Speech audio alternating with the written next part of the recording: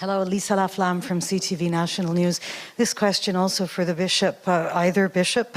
I think as recently as September, it was a promise of $30 million to help in the funding projects that are for reconciliation for the survivors, as Cassidy and Mitch mentioned.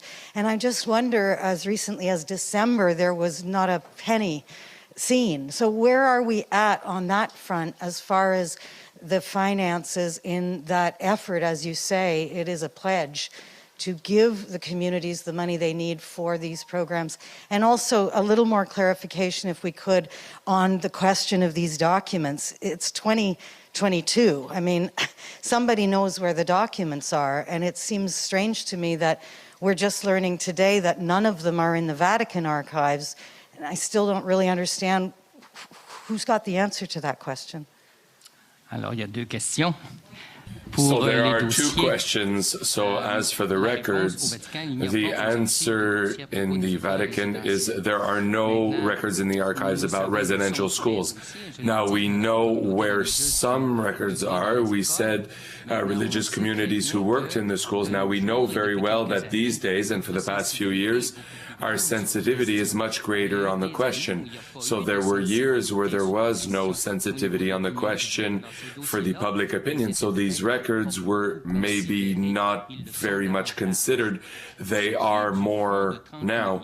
As for the 30 million fund, we wanted to build a structure that was completely transparent and independent from the conference and the diocese.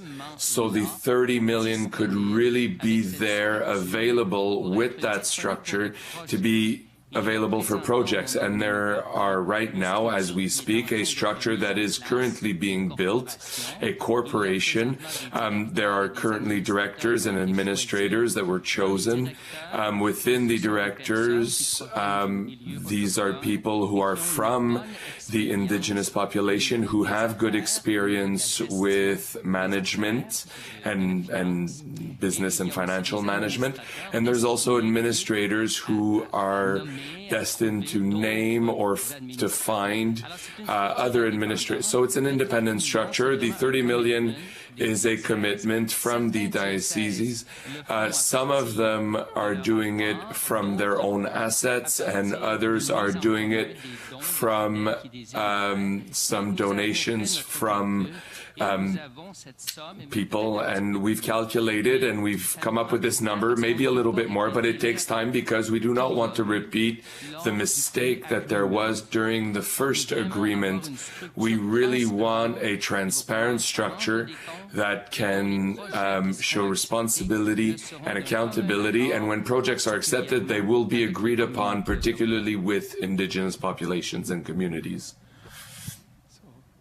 I would add that dioceses across the country and eparchies have committed, indicated what their commitment is to that 30 million so that it will be achieved. I can say that in Regina, we've had several initiatives already.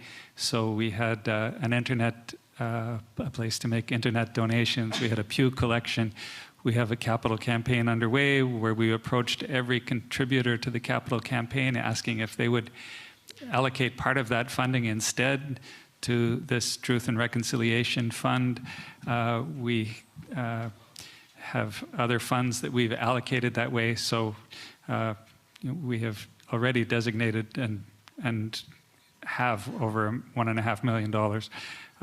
So I think that's happening in different dioceses, and we will fulfill that commitment. It's moving forward, and we're working with First Nation and Métis people in our area, for instance, in determining survivor-led initiatives, so that we're building relationships at the same time as we're proceeding in this regard. So, okay, yep, go ahead.